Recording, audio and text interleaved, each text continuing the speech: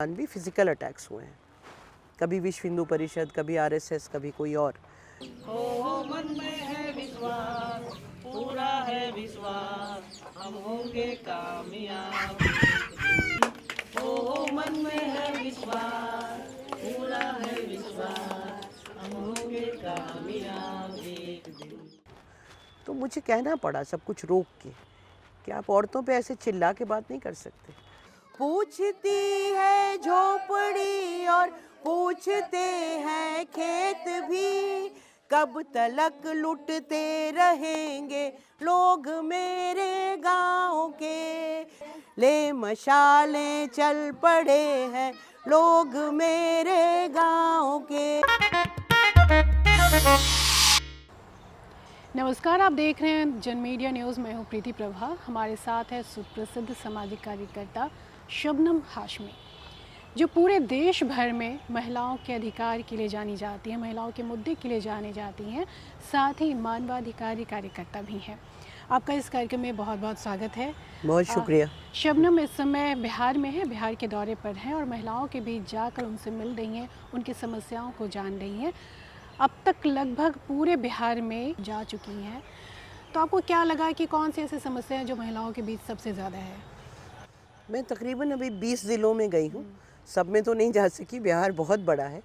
लेकिन जो सबसे ज़्यादा समस्या नज़र आ रही है वो है कि सारी औरतें, रूरल ग्रामीण बिहार की औरतें पूरी तरह कर्ज़े में डूबी हुई हैं। ये जो माइक्रो फाइनेंस कंपनीज़ हैं जो कर्ज़ा देती हैं, एक तो उसका ब्याज दर जो है वो बहुत ज़्यादा है। वो कर्ज़ा लेती है, औरत गरीब इतनी है कि कर्ज़ा लेती है किसी इमरजेंसी के लिए, कोई हेल्थ की इमरजेंसी है, कोई और इमरजेंसी है, या शादी ब्याह है, या मौत है, और उसके बाद उस कर्ज़े को चुकाने के लिए उसको दूसरा कर्ज़ा लेना पड़ता है, फिर तीसरा लेना पड़ता है। तो एक तरफ तो ये कर्ज़ों का भार, और दूसरी तरफ जो कर्ज़ा लेने के लिए आते हैं, हफ्ता बांधते हैं, हर हफ्ते आपको किस्त देनी होती है।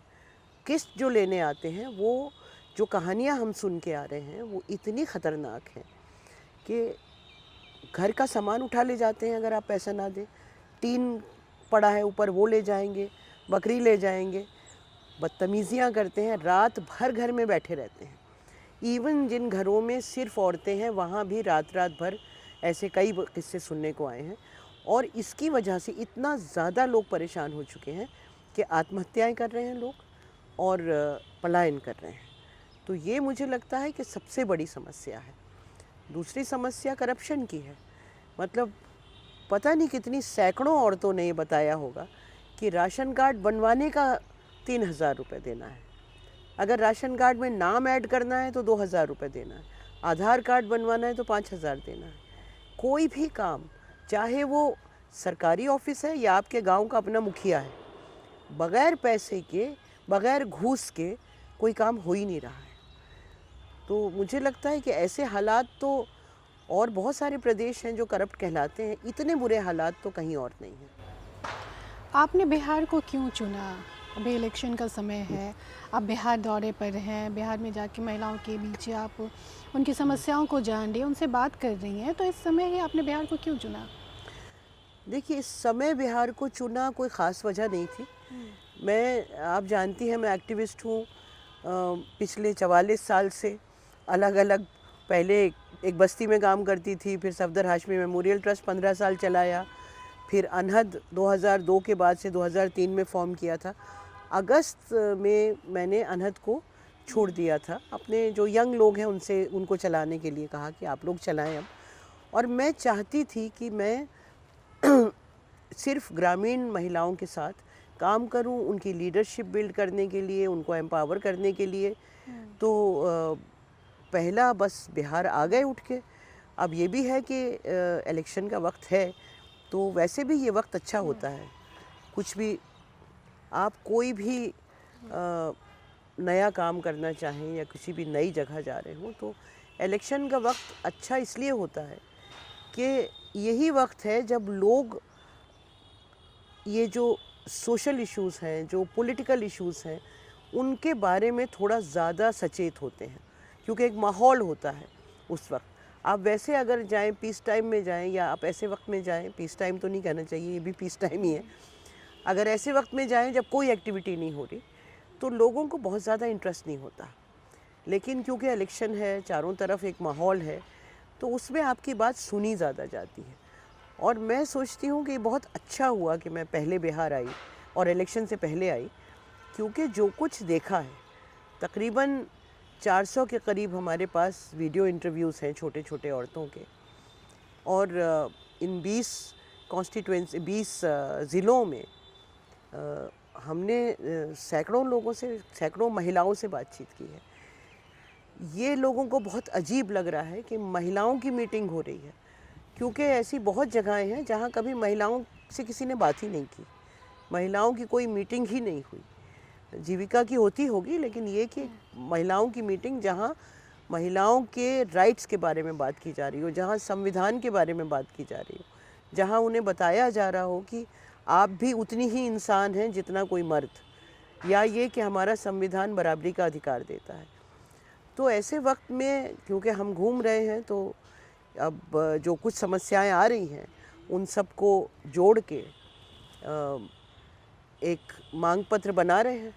और ये मैं अकेले नहीं कर रही, ये पूरा हमने इसको संयुक्त महिला अभियान का नाम दिया है, क्योंकि जिस दिन मैं आई थी 18 सितंबर को, उस दिन ही यहाँ के सारे महिला जो ग्रुप्स हैं, जितनी NGOs हैं, जितनी ऑर्गेनाइजेशंस हैं, विमेन ऑर्गेनाइजेशंस हैं, ख़ास तौर से जो सिविल सोसाइटी की हैं या इवन जो अलग अलग पार्टी से जुड़ी हुई महिला संगठन हैं, उन सब के साथ हमने मीटिंग की थी। और हमने ये तय किया था कि हम बिहार में अलग अलग जगहों पे जाके और औरतों से बातचीत करेंगे, उनकी समस्याएं समझने की कोशिश करेंगे। इससे पहले भी आप बिहार में काम कर चुकी हैं महिलाओं को लेकर, महिलाओं के अधिकार, उनके मुद्दों को लेकर। आप सीमांचल के कई इलाकों में जाकर, पूर्णिया, अररिया, कटिहार, किशनगंज इलाकों में आपने अनहद का नाम लिया है, तो आपका ऑफिस भी हुआ करता था और आपने काफ़ी काम किया। उस समय में और अभी के समय में आपको क्या फ़र्क नज़र आ रहा है उनकी स्थिति में? देखिए, हमने कोसी में जब बाढ़ आई थी तब हम लोग आए थे, रिलीफ करने के लिए आए थे, और उसके बाद फिर हम पूर्णिया और अररिया के इलाकों में काम करने लगे थे। मेनली उस वक्त स्किल ट्रेनिंग का काम कर रहे थे और लाइवलीहुड सपोर्ट का किया था, तकरीबन 100 फैमिलीज़ का लाइवलीहुड सपोर्ट का काम किया था। मुझे लगता है कि उस वक्त मैंने इतनी औरतों को इतना बेसहारा नहीं पाया था। गरीबी तब भी थी, गरीबी तो आज तो चरम सीमा पे है गरीबी, उस वक्त भी थी, लेकिन ऐसे हालात नहीं थे, इतना दर्दनाक कहानियाँ नहीं थी, क्योंकि हम तो बैठते थे औरतों के साथ। तो पूर्णिया में अलग अलग गांव जहाँ पे हमारे सेंटर्स चल रहे थे, 11 गांव में सेंटर्स चलते थे, लगातार मुलाकात होती थी। लेकिन ऐसे हालात के कर्ज से डूबे हुए हैं और इतना ज़्यादा करप्शन वो नहीं था। गरीबी थी, परेशानियाँ थी, लेकिन अभी वो मुझे लगता है कि कई गुना बढ़ गई हैं। सरकार सबके खाते में, महिलाओं के खाते में 10-10 हज़ार रुपये दे रही है और सरकार का कहना है कि महिलाएं इससे खुश हैं। खास करके नीतीश कुमार कहते हैं कि हमें तो महिलाएं ही जिताती हैं, हम उन्हीं की बदौलत तो CM है। ये बात भी सच है कि बिहार में सरकार बनाने में महिलाओं की भूमिका निर्णायक होती है। इस बार भी 5 लाख नई महिला वोटर्स जुड़ी हैं, तो 10 हज़ार का इफ़ेक्ट किस तरह से दिख रहा है आपको? देखिए, जिन महिलाओं से हम लोग मिल रहे हैं ज़मीन पे, एक तो ये कि वो सबसे मार्जिनलाइज्ड महिलाएं हैं, बेहद गरीब, दलित महिलाएं, आदिवासी महिलाएं, मुस्लिम महिलाएं, अपर कास्ट की भी हैं, तो बेहद गरीब महिलाएं, सभी कम्युनिटीज़ की हैं महिलाएं जिनसे हम मिल रहे हैं। और उनमें जितने लोगों से बात हुई और पूछा भी हमने कि आपको 10 हज़ार रुपये, एक तो ये कि सबको तो मिले नहीं हैं, जिनके खाते लिए भी गए, जिनमें लिखा भी गया, भरा भी गया, फॉर्म भी भरे गए, उसमें 50% को भी मिला नहीं है। और जिनको मिला है वो, मुझे एक भी महिला नहीं मिली जिसने ये कहा हो कि हम बहुत खुश हैं। महिलाओं का यही, आधी महिलाओं का तो कहना ये था कि ये हमको प्रलोभन दे रहे हैं, हमारा हाल यहाँ पहुँच गया है, किसी ने देखा नहीं पलट के, और अभी वोट मांगने के लिए प्रलोभन दे रहे हैं। बाकी कुछ महिलाओं ने ये कहा कि 10 हज़ार रुपये में क्या होता है, कौन बिज़नेस कर लेगा, कौन सा 10,000 रुपये में हमारी बिजनेस खड़ी हो जाएगी या हम आमदनी कमाने लगेंगे। तब सिर्फ एक महिला थी जिसने कहा कि मैंने 2 बकरी ख़रीदी है। अब 2 बकरी ख़रीदी भी है तो उससे क्या होगा, क्योंकि आप समझ सकते हैं कि अगर आपने एक भैंस ख़रीदी जो दूध देती है, दूध बेच के आप कुछ कमा सकते हैं, लेकिन भैंस तो 10,000 में आती नहीं है। या आप कोई छोटा मोटा कारोबार करें तो छोटा मोटा कारोबार भी 10,000 में क्या होता है आज की तारीख में। और इसके अलावा मतलब ये तो 10,000 का है, इसके अलावा इतनी औरतें मिली, बुज़ुर्ग और विधवा, बहुत यंग औरतें भी मिली जो विधवा हैं। उन सबका ये कहना था कि एक तो या तो पेंशन आती ही नहीं है, आती है तो टाइम पे नहीं आती है। बहुत सारी औरतों का वो हुआ नहीं है, मतलब उनकी पेंशन जो है, जो भी पेपर प्रोसेस होते हैं वो हुए ही नहीं है पेपर प्रोसेस। और फिर जिनको मिल रही है उनका यही कहना था कि भाई 1100 रुपये में आप क्या कर लेंगे। इस सरकार को या सारी सरकारों को शर्म नहीं आती है। 1100 रुपये में कैसे कोई ज़िंदगी बिता सकता है। कल मुझे परसों सिवान में एक गांव में किसी ने बताया कि इतनी पतली सड़क है कि अगर कोई इमरजेंसी हो जाए या डिलीवरी किसी की हो, बोली उस पे खाट पे लेटा के हमको इस सड़क से यहाँ गाड़ी नहीं आ सकती है। मोहल्ले से बाहर निकालने में ही 1 किलोमीटर हम चल जाएं, कितना चल जाएं, तब तक क्या हाल होगा बीमार आदमी का। तो कौन सी आप विमेन सेंट्रिक स्कीम्स की बात कर रहे हैं, कौन सी आप गुणगान तो गा रहे हैं, पूरा गोदी मीडिया गुणगान गा रहा है, आप भी गुणगान गा रहे हैं, लेकिन ज़मीन पे तो कुछ है ही नहीं। ज़मीन पे तो कुछ भी नहीं है, स्कूल नहीं है, बच्चे स्कूल नहीं जा पा रहे। Highest drop out rate Bihar का है प्राइमरी और मिडिल स्कूल एजुकेशन का। तो कौन सी विमेन सेंट्रिक स्कीम्स है, हमें पता तो चले, और जो पहुंच ही नहीं रही हैं। तब राशन कार्ड बनाने के 3,000 रुपये देने पड़ रहे हैं, और हर दूसरी महिला कह रही है कि राशन कार्ड पे अगर हमारे 6 लोगों के नाम है तो राशन तो 2 या 3 का ही मिलता है, देता ही नहीं है उससे ज़्यादा। आप देश के कई राज्यों में जाकर ज़मीनी स्तर पर काम कर चुकी हैं। प्रमुख राज्यों में बिहार भी है, हरियाणा है, गुजरात जैसा राज्य है, कश्मीर है। इन राज्यों में आप बिहार को कहाँ देख रही हैं अगर इनसे तुलना की जाए तो? सबसे पिछड़ा हुआ। आपने कर्ज की बात कही है, जो सबसे बड़ी समस्या बिहार की महिलाओं के लिए कर्ज है। माइक्रो फाइनेंस से कर्ज ले चुकी हैं और एक कंपनी का लोन चुकाने के लिए दूसरी कंपनी से लोन लेती है, और इस तरह से वो कर्ज के जाल में फंसती चली जा रही हैं। बिल्कुल। आपने संयुक्त महिला अभियान चलाया है, पूरे बिहार भर में ये चल रहा है। महिलाएं इसमें डिमांड करी कि हमारा कर्ज माफ़ होना चाहिए जी। तो आपको क्या लगता है कि ये संभव है? क्योंकि बिहार की मैं बात करूँ, सिर्फ बिहार में 60,000 करोड़ महिलाओं के ऊपर लोन कर्ज है सिर्फ बिहार में, जो कि पूरे देश का एजुकेशन बजट का आधा हिस्सा है जी। आपको लगता है कि इतना भारी भरकम रकम को माफ़ करना सरकार के लिए संभव है? देखिए 60,000 करोड़ है, और ये भी रियलिटी है कि 50,000 करोड़ इस साल के बजट में से वापस जा रहा है अनस्पेंट। दूसरी बात ये है कि 60,000 करोड़ जाहिर है कि स्टेट के लिए माफ़ करना जो है वो बहुत मुश्किल काम है, लेकिन फेजेस में किया जा सकता है। आप उसको ईज़ आउट कर सकते हैं, जो औरतों के ऊपर बोझ है। जैसे ये जो ब्याज है, ये चक्रवर्ती ब्याज है, ये बढ़ता चला जाता है। आप ब्याज को कम कर सकते हैं। आप ये कह सकते हैं कि हमने 75% या 100% ब्याज को माफ़ कर दिया, ब्याज नहीं दिया जाएगा। पहला कदम ये है कि आपने ब्याज को माफ़ कर दिया। दूसरा कदम ये है कि जो एक्चुअल अमाउंट है उसमें से चलिए आप सारा नहीं कर सकते, आप 50% माफ़ कर दीजिए, और बाकी जो बचे उसको 0 इंटरेस्ट पे 5 साल की किस्तों में आप कर दीजिए। ये तो कर सकती है सरकार। और ये जो सारी कंपनीज़ हैं जिन्होंने लूट मचा रखी है, इनको रेगुलेट कर सकती है सरकार। मतलब कहाँ से आप 40% और 45% आप ब्याज दे रहे हैं पे, इसके ऊपर आप दे रहे हैं लोगों को, उसको रेगुलेट करना चाहिए, सरकार रेगुलेट कर सकती है। तो ऐसी बहुत सारी कदम हैं जो सरकार उठा सकती है। ठीक है, अगर पूरा ब्याज हम 5 लाख की, हमारी डिमांड तो ये है कि 5 लाख तक आप माफ़ कर दीजिए, लेकिन नहीं माफ़ कर सकते तो आप उसका एक पूरा प्लान बनाइए कि हम पहले साल में इतना करेंगे, हम ब्याज कम से कम हटा देंगे, और बाकी जो है उसका कोई परसेंटेज, और ये देख लीजिए कि किस चीज़ के लिए लोन लिया गया। अगर कुछ ऐसा लोन है जिन लोगों ने लिया जिनका कुछ कारोबार चल गया, तो आप उनको कम कर सकते हैं। उसके लिए एक पूरा ऑडिट करना पड़ेगा पूरे बिहार का, और ऑडिट करवाना पड़ेगा बिल्कुल इंडिपेंडेंट आउटसाइड एजेंसी से, क्योंकि यहाँ पे जो एजेंसीज़ भी हैं, मतलब मेरा कोई जो मैंने सुना है कि अभी 10,000 के लिए भी जो फॉर्म भरे गए हैं उसमें औरतों से 200-300 रुपये लिए गए हैं, फॉर्म भरने वालों ने लिए हैं। जी। और उसके बाद उन्हें ये कहा गया है कि अगला अमाउंट अगर तुम्हें चाहिए तो इसमें तुमको इन्वेस्ट करना पड़ेगा, इतना पैसा देना पड़ेगा।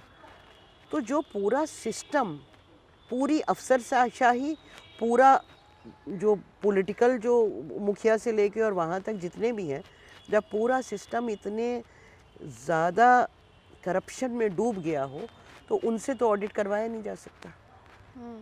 पहले तो ये देखने की ज़रूरत है, स्टडी करने की ज़रूरत है। आपको लगता है कि इस मुद्दे को उठाने में विपक्षी पार्टियां सफल हो रही हैं? मैं महागठबंधन की बात कर रही हूँ। करप्शन का मुद्दा तो मैंने अभी तक मैं कर्ज की नहीं दिखाई कर्ज दिया, के लिए लेकिन कह कर्ज रही के हूँ। ऊपर हाँ। तो कर्ज के ऊपर तो मुझे लगता है कि विपक्ष ने काफ़ी कुछ कहा है। मैंने देखे हैं स्टेटमेंट्स। इनफैक्ट हम भी संयुक्त महिला मोर्चा की अभियान की तरफ से हम लोग भी इस पे एक पैनल डिस्कशन कर रहे हैं 30 तारीख को, कि इससे मुक्ति पाने के लिए आगे क्या रास्ता है। तो कुछ अर्थशास्त्रियों को बुला रहे हैं, उनसे बातचीत कर रहे हैं ताकि हम भी एक फ्यूचर का एक्शन प्लान, एक कुछ रोड मैप बना सकें, और जो भी गठबंधन की सरकार अगर आती है तो उनको वो दे सकें कि इससे उनके पास तो कोई कमी नहीं है एक्सपर्ट्स की, लेकिन ये कि हमारी तरफ से भी, क्योंकि हमने जो ज़मीन पे देखा है वो बहुत कम लोग देख रहे हैं। मुझे नहीं लगता कि औरतों से जाके किसी पॉलिटिकल लीडर ने, नेता ने या बहुत ज़्यादा एक्टिविस्ट ने भी बात की है जिस तरह से हम लोग ज़मीन पे जा रहे हैं और मिल रहे हैं और पूरे बिहार में घूम रहे हैं। तो जो एक्सपीरियंस है, और इसके साथ ये भी बहुत ज़रूरी है कि ये बहुत ही कॉम्प्लिकेटेड इशू इसलिए हो जाता है कि एक तरफ कर्जा है, करप्शन है, और बहुत कंट्रोल करने वाली पैट्रियार्की है, पितृसत्ता का जो पूरा। तो औरत तो बिल्कुल पिसी हुई है, औरत का तो कोई वजूद ही नहीं है। इनफैक्ट ऐसा कई मीटिंग्स में हुआ कि मुझे कहना पड़ा, जो आदमी हजरात दो चार आके खड़े हो जाते हैं, वो हम लोग औरतों से पूछ रहे थे कि आप अपना स्टेटमेंट देना चाहेंगी, आप में से कोई भी वीडियो रिकॉर्ड करना चाहे, तो वो कोई ना कोई चिल्ला के बोलेगा कि बोलती क्यों नहीं है तो नो, जो मतलब मैं तो अभी भी बहुत सभ्य तरीके से कह रही हूँ। तो मुझे कहना पड़ा सब कुछ रोक के कि आप औरतों पे ऐसे चिल्ला के बात नहीं कर सकते। लेकिन पूरा ग्रामीण शहरों का मुझे पता नहीं, शायद यही हाल हो, जिस तरह से औरत को ट्रीट करते हैं, जिस तरह से बच्चों को ट्रीट करते हैं दुत्कार के, ऐसा लगता ही नहीं कि हम किसी ऐसे समाज में हैं जहाँ पे औरत की इज़्ज़त कहीं भी दूर परे तक नहीं दिखाई देती। आप बाकी जितना मर्ज़ी कर लें, देवी है, ये है, फलानी है, लेकिन इज़्ज़त नहीं है औरत की। और जब तक कोई समाज औरत और बच्चों की इज़्ज़त करना नहीं सीखता, तब तक वो प्रगति कभी नहीं कर सकता। तो हमको माइक्रो फाइनेंस कंपनी से तो लड़ना ही है, करप्शन से तो लड़ना ही है, लेकिन ये जो पूरा पुरुष प्रधान समाज है उससे भी लड़ना उतना ही ज़रूरी है। ये अलग अलग लड़ाइयाँ नहीं हैं, ये तीनों लड़ाइयाँ बराबर की लड़ाइयाँ हैं और साथ ही लड़नी पड़ेंगी। तो आपको क्या लगता है कि बिहार में बदलाव हो सकता है? होना चाहिए। अगर बदलाव इस बार भी नहीं हुआ बिहार में, तो मुझे लगता है कि जो सुसाइड रेट्स हैं इस वक्त गांव में, जिस तरह से सुनने में आ रहा है कि हर दूसरे तीसरे गांव में एक ना एक किस्सा तो सुन ही लिया कि कर्ज से तंग आके, और जो लोग आके बेहुदगी करते हैं कर्ज लेने वाले, बढ़ेंगे वो, और औरतों के हालात और गंभीर होंगे। तो हालात तो बहुत ख़राब हैं, और मुझे लगता है कि बदलाव ही इसका सॉल्यूशन है। सॉल्यूशन तो खैर फ़ौरन नहीं आएगा, जितनी बदहाली हो गई है, कितनी भी अच्छी सरकार आ जाए फ़ौरन सॉल्यूशन नहीं दे सकती, क्योंकि लेकिन ये कि अगर कमिटमेंट होगा तो 6 महीना, 8 महीना, साल भर में एक फ़र्क आना शुरू हो सकता है। और इसके साथ साथ ये बहुत ज़रूरी है कि औरतों के लिए ग्रामीण इलाकों में जॉब्स प्रोवाइड की जाएं। उसके बगैर भी काम नहीं चलेगा। बहुत ज़रूरी है कि मेरा पर्सनल सवाल आपसे ये है कि आप सामाजिक कार्यकर्ता हैं, इन महिलाओं के बीच में जाके काम करती हैं, उन्हें ट्रेनिंग देती हैं, उन्हें आत्मनिर्भर बनाती हैं, लेकिन सामाजिक काम करना भी काफ़ी जोखिम से भरा होता है, चुनौतीपूर्ण होता है। आप इतने वर्षों से किस तरह से कर पा रही हैं? बरसों से इसलिए कर पा रही हूँ, जोखिम भरा तो होता है। और अलग अलग, पहले मैं सहमत में थी, फिर अनहद चलाया इतने साल, तो सहमत के दौरान भी और अनहद के दौरान भी फिज़िकल अटैक्स हुए हैं। कभी विश्व हिंदू परिषद, कभी आरएसएस, कभी कोई और। क्योंकि जब आप गुजरात में भी आपके ऊपर अटैक गुजरात में भी अटैक हुए, मेरे ऊपर, अनहद के मेरे साथियों के ऊपर। मेरे ऊपर तो फिज़िकल मैं कहूँ 1-2 बार ही हुआ, लेकिन मेरे साथी तो बहुत बार पिटे हैं इन लोगों से। लेकिन ये है कि जब आपका किसी आइडियोलॉजी में कन्विक्शन होता है। मैं एक ऐसे परिवार में पैदा हुई जहाँ बचपन से मेरे फादर फ्रीडम फाइटर थे। 4 साल उन्होंने अंग्रेज़ की जेल काटी थी। बचपन से उन्होंने हमको फ्रीडम स्ट्रगल की कहानियाँ सुनाई, किस तरह अंग्रेज़ से लड़े, किस तरह देश को आज़ाद कराया, किस तरह का हम देश बनाना चाहते हैं। एक ऐसा देश जहाँ सबकी बराबरी हो, जहाँ सबको इज़्ज़त हो। तो वो जो बचपन में जो कहें कि आपके अंदर जो वैल्यूज़ डाल दिए गए कि आपको एक ऐसा समाज बनाने के लिए लड़ना है जो सबके लिए, सबको बराबरी का दर्जा दे, मुझे लगता है कि वही वजह है, कन्विक्शन ही वजह है और कुछ नहीं है।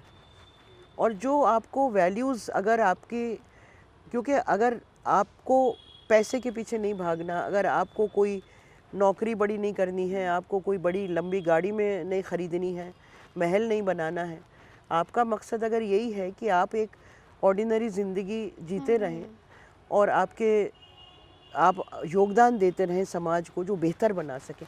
जाहिर है कि हम सब कुछ तो नहीं कर सकते, क्योंकि जितनी समस्याएं हैं उसमें आप क्या कर लेंगे, लेकिन जो भी अपनी तरफ से पूरा कमिट होके योगदान देते रहें।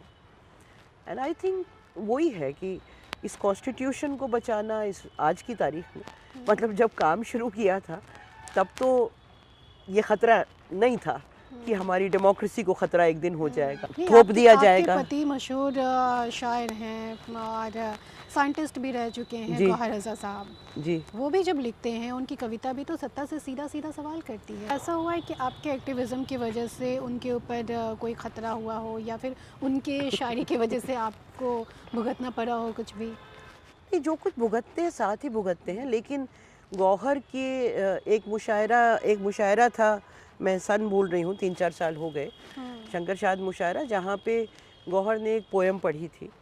और उसके बाद जी टेलीविज़न ने उसको 5 दिन तक घुमाया था डेली, मतलब सुबह से शाम तक तकरीबन 5 बुलेटिन में आता था और ये बताते थे कि ये आतंकवादी हैं गौहर रज़ा कुछ ऐसा ही, एग्जैक्ट वर्ड्स मुझे याद नहीं है।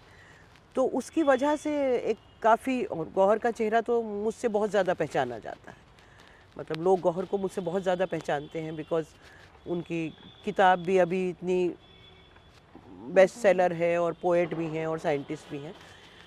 तो उस वक्त परेशानी तो नहीं आई थी, लेकिन मैंने ज़रूर ये कुछ साल को कर दिया था कि ट्रेन में तो सफ़र नहीं करना अभी, क्योंकि कोई भरोसा नहीं होता किसका कब सर फिर जाए। और ख़ैर उसको तो हमने फ़ाइट किया उसको जी के ख़िलाफ़, और उनको माफ़ी मांगनी पड़ी, NBSA में जाके फ़ाइट किया था, उनको माफ़ी भी मांगनी पड़ी, माफ़ी चलानी भी पड़ी। लेकिन ऐसा होता रहता है जब आप इतनी ताकतवर लोगों को जब आप उनके सामने जब आप बोलते हैं तो परेशानी तो उनको होती है, और परेशानी होती है उसके बहुत सारे तरीके होते हैं। मतलब अभी तो हम कहें कि कुछ भी नहीं है, संयुक्त महिला अभियान 18 सितंबर को आए थे, उसके बाद 4-5 दिन लग गए सोशल मीडिया शुरू करने में। इतने से दिनों में जो कुछ डाला है, ट्विटर अकाउंट बंद हो गया, आज जो थ्रेड्स है वो भी बंद हो गया, यूट्यूब पे आ गया कि आपकी लिमिट क्रॉस कर रही है और आप अपलोड नहीं कर सकते। तो ज़मीन की आवाज़ें जो लोग समझते हैं इनसे क्या होगा, ज़मीन की ऑर्डिनरी औरतों की सिर्फ आवाज़ें डाली हमने और कुछ नहीं डाला उस पर। शबनम हाशमी जी, आप काफ़ी व्यस्त हैं और इस व्यस्तता में भी आपने हमारे लिए समय निकाला, आपका बहुत बहुत शुक्रिया। बहुत शुक्रिया मुझे बुलाने के लिए। ये थे देश की सुप्रसिद्ध सामाजिक कार्यकर्ता शबनम हाशमी, जो इन दिनों बिहार में महिलाओं के बीच जाकर उनसे बातचीत कर रही हैं और उनकी समस्या को सुन रही हैं। क्या समस्याएं हैं यहाँ पर उन्होंने संक्षिप्त में रखा है, इस पर आपकी क्या राय है हमें कमेंट बॉक्स में ज़रूर बताएं। आपकी प्रतिक्रिया हमारे लिए बेहद महत्वपूर्ण है। साथ ही हमारे चैनल को सब्सक्राइब कर लें। अगर आप ये वीडियो फेसबुक पेज पर देख रहे हैं तो इसे लाइक और फॉलो करना ना भूलें। शुक्रिया।